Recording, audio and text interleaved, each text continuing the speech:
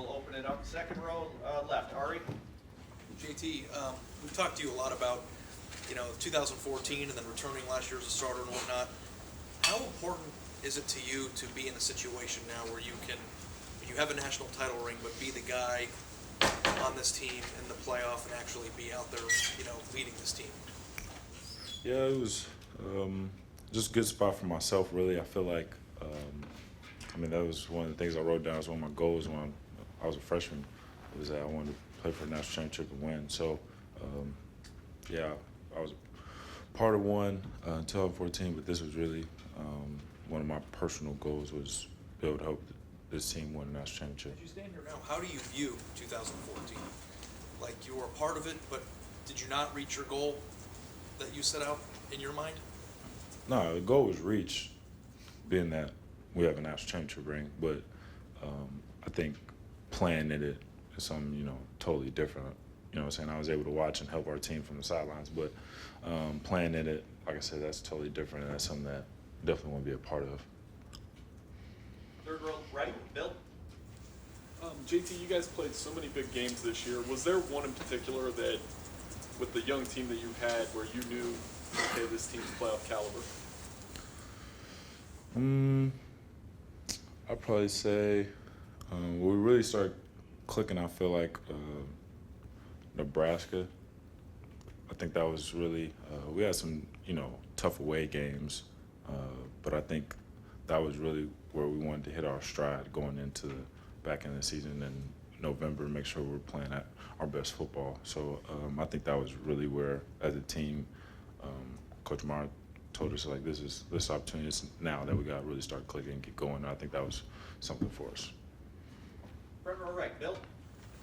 Coach Meyer was asked about passing game and sometimes your tendency to be very careful with the ball, not be a gunslinger, and he said we will not have gunslingers here.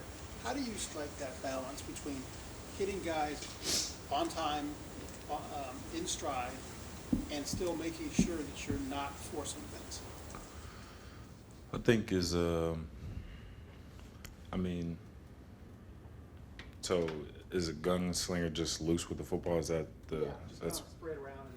Yeah. So I think that's my thing is I feel like I'm really good at making good decisions. So make sure that we're not not hurting the team as far as field position and things like that, and that's me protecting the football and not turning it over. So there's a fine balance with that. I think it depends on situations as well. So you understand, it might be third downs, tight coverage, and you got to give a guy a chance to go get the ball, and I think that's just trusting our receivers, which I do have. But then there's also times where there might be a spot on me just viewing my eyes underneath, and so that the receiver may broke open late, but I wouldn't even give it to him because the spot was underneath it. So, and that's all something I could help, but there's definitely a balance between the two. As far as the offensive line goes, it's had its ups and downs. What have you seen in bowl practice so far, especially with Isaiah Prince?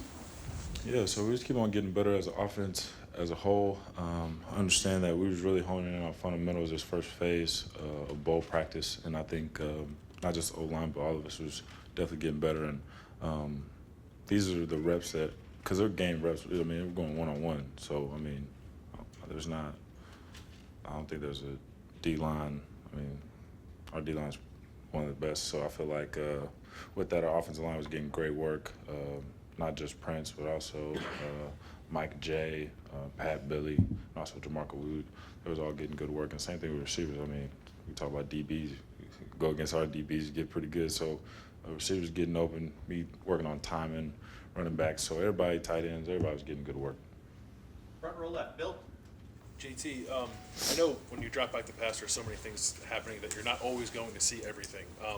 So when you look at film, and I guess as you assess yourself, do you feel like in general you've done a pretty good job of seeing guys when they're open, anticipating when guys are going to come open, or is that just like life as a quarterback? You're not going to always see everything. No, I feel like I have done a good job of that. And also too, just recognizing defense as well. So knowing where to go with the football. I haven't had a lot of interceptions this year, so I think that was something I got better at. But I think, too, is It's one of the type of things that I don't know. It's kind of funky. You're right. You don't see everything, but you try to read your keys pre-snap and also post-snap. So in that 2 seconds, you got to make your mind up, and then also just protect the football. So I think I have done a good job with that. Still trying to develop that in bowl practice with the many different coverages. Looks like we're going to get thrown at with Clemson. So just keep on progressing. We obviously know how good of a runner you are and how good you are of getting positive yardage. Is there anything to the idea that maybe you get into a better rhythm as a passer after you get a couple big runs under your belt? Yeah, I think with me, in order to get a little rhythm or knock the little butterflies you got, is run the ball, get hit one time, all right, we're good. And then also, too, just completing the pass. So see the ball leave my hands, complete it to a receiver. I think that's something else. So it's either one of those, I feel like, get me going. Far right, Rob. JT, you said before that Deshaun Watson's your guy. Can you expand on that a little bit? How the friendship began, how often you communicate, maybe what you talk about? Yeah, so, it was really, we worked as counselors for the Elite 11. That was something that a lot of guys, especially, big recruits coming out of high school, is a quarterback. You get invited to the Elite 11 things, and he was a part of that. I was a part of that my year. Yeah, so he's a year younger than me, and then we were his counselors. So not this summer, but the last summer, heading to 2015, and just good relationship from there. Talk periodically here and there throughout the season. We see each other. We got big games. Sending texts like, do your thing, things like that. But it's mostly, in season encouraging, understanding that quarterbacks, kind of have a little fraternity with the Elite 11. So just keeping that tight. What do you do as counselor? What's that role? So as a counselor, I was helping out my man Ross, Dwayne Haskins, when he was a Terrapin back those days. He was, but it's really so. As a counselor, you're helping the high school guys that are part of the 11. So as a counselor, you were a part of it. So now you come back and help those guys and develop them and help them progress, and basically just give them a little mentor as far as you are already in college and you went through that experience, and try to help them out in that way. I'll be the first one to tell you, I really didn't talk to Dwayne a lot during that. He was, committed to Maryland. I wasn't trying to mess that up. Do your thing. But yeah, it's one of those things. Far left, Dennis. Yeah, JT, you said earlier it was totally different in 2014. I think we know what you all mean, but specifically, how is it different going after that playoff, having to work with Cardale, and you not being able to play? So it's just a different approach, really. And so now I'm in the point, so I'm getting myself together as far as preparing for the game mentally, physically, making sure I'm on top of my game to play at my best. And then at that time, it was more of a, what can I do to help Cardale, get ready for the games that we have ahead, and also help just the offensive team in general. So it was more of a, I guess, I was trying to be a service to, my teammates in 2014, whereas this year I'm still doing that, but it's also, I have to get myself together and make sure that I'm ready to go play and be at my best when it comes game time. You've done about everything a quarterback can do except that. Is there some part of you that, I don't know what the word is, does fate owe you a championship after you missed in 14? I don't think life works out that way. I feel like you put the time in, hard work, and I think,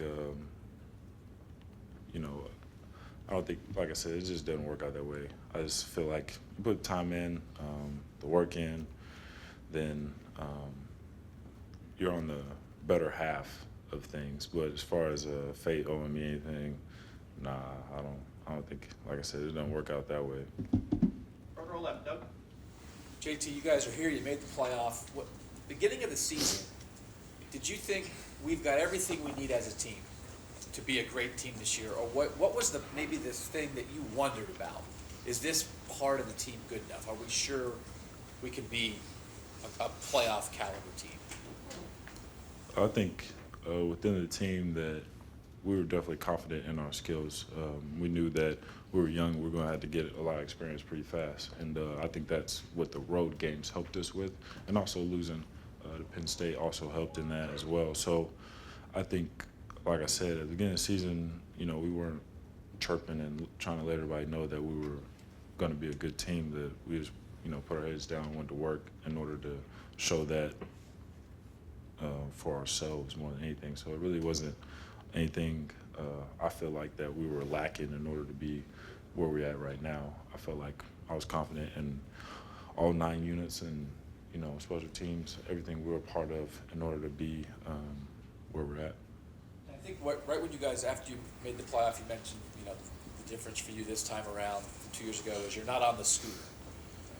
Did you love that scooter? Did you hate that scooter? Like, So it was love-hate. It was a love-hate type relationship. So I loved it because I wasn't crutching. So crutches, especially when we were down in New Orleans, that was awful. Or I figured it would be awful if I was crutching everywhere because we were moving a lot. And then I hated it because, so people would get on it.